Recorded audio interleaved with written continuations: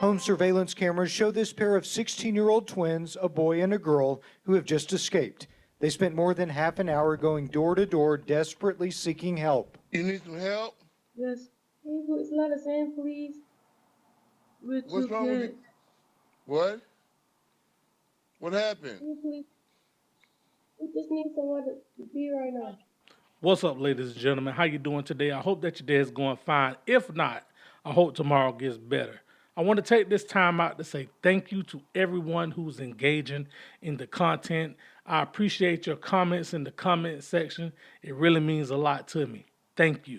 If you haven't hit the subscribe button, I ask that you go ahead, hit that subscribe button, and make sure to toggle that notification bell to stay current with all of the videos that we're posting.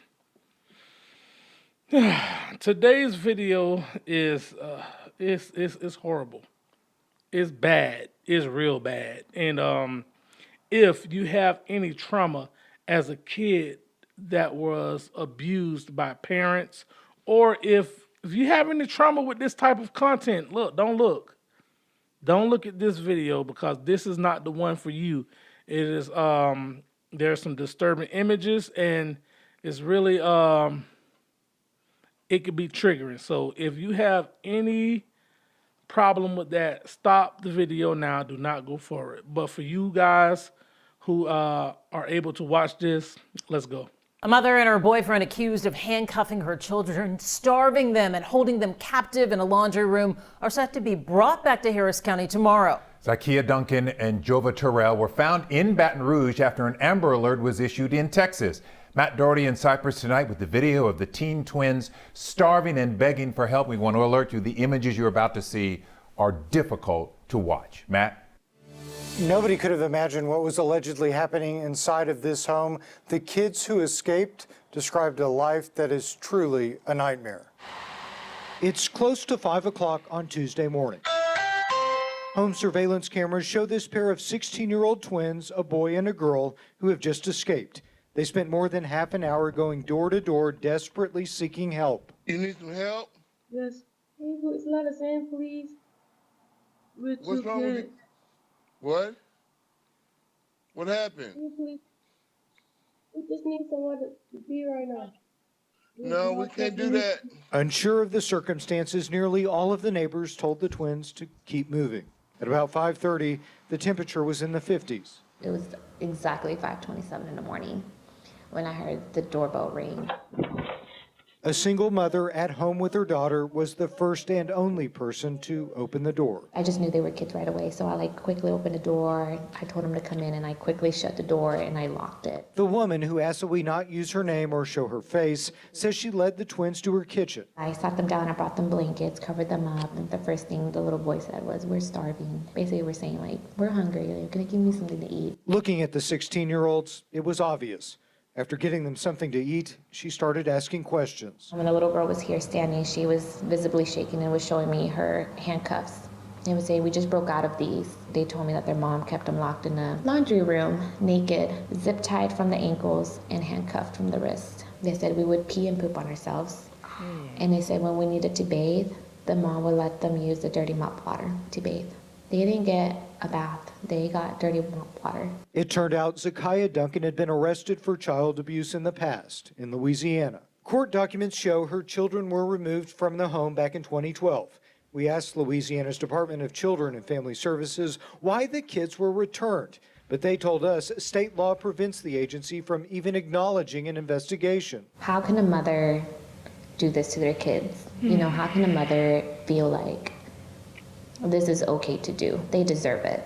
No kid deserves this. We spoke with psychologist Dr. Whitney Krausen with Houston's Children's Assessment Center. She says children who suffer this kind of abuse can recover with the proper help. Oftentimes we think there's no way they can possibly get through all of this, but children are so much more resilient than we give them credit for. Really what they need is just ongoing and consistent support. In Cyprus, I'm Matt Doherty, KHOU 11 News. I'm speechless. Them poor babies.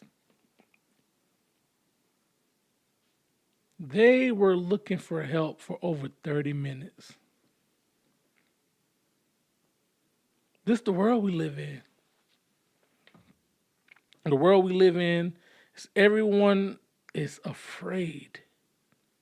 Everyone is cautious about losing their life. This is the world we live in, where you're too afraid to check on some kids that's been abused. Society is falling. We can get deep. We could talk about the falling away from the Savior.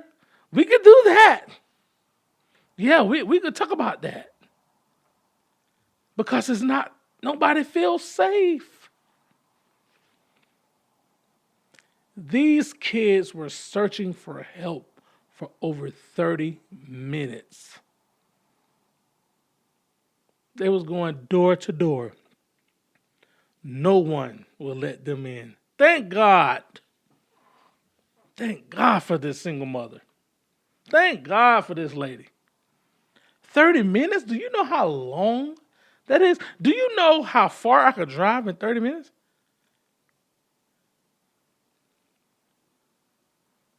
And these kids didn't have on the proper clothing. And it's sad because you could tell they didn't know how to express themselves. They didn't know how to say what they needed to say. And I get it. I get it. People are curious about what's going on. Oh, thank God for this. Thank God for this brave lady. Yeah. Thank God for this single mother. A single mother. That means she lived in the house by herself. She probably have protection, but she is a single mother. There's probably no man in the house. You heard these kids talking to men who wouldn't let them in the house. Oh, the society that we live in, man. I hope the best for these children. I hope that they get the continued therapy that they need. I hope that the siblings are safe. I hope that the trauma that is on them now stops here. I pray to God that it doesn't turn into a generational curse. Man.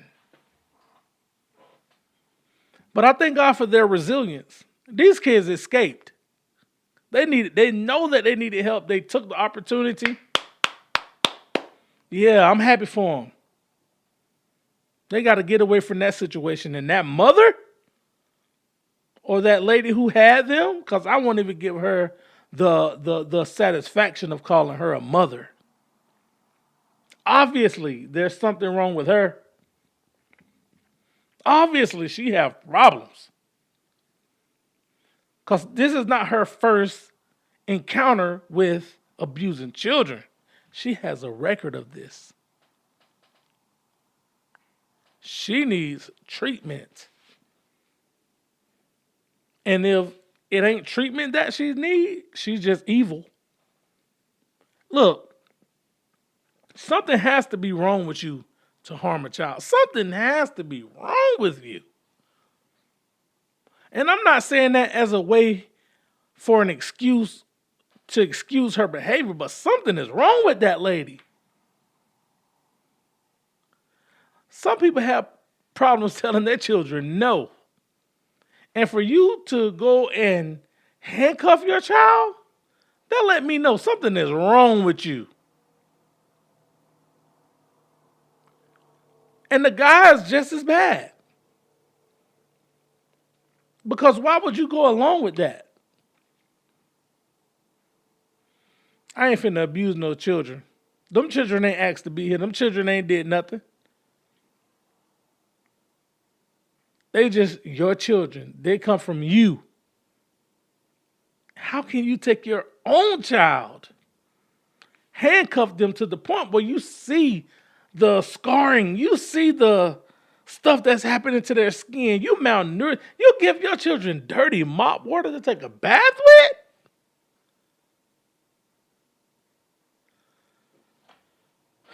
Then she have more children. She's not fit to take care of children.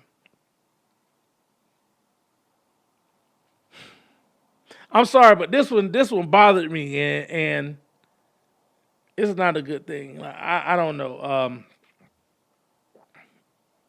I just pray that these kids get in a better situation, and I pray that the trauma don't stick with them. I pray that they're broken free of any curse, any attachment of evil that try to attach itself to them. I pray that these kids are delivered from all of this because they're kids. Thank God for the lady who helped rescue them. Thank God for her. Because I did a little bit more research and I came to find out that these kids were interacting with grown men and the grown men turned them away.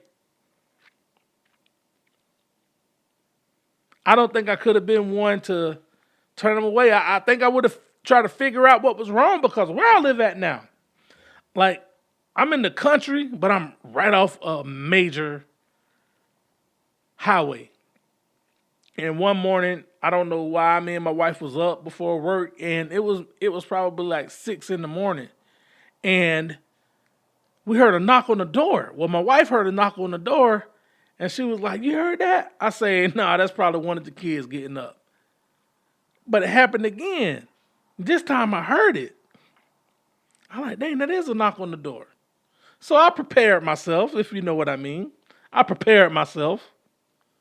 And I went and I looked out the window and there was this guy out there and he was drunk. This guy was drunk, like he was drunk. And he said that he had wrecked his car.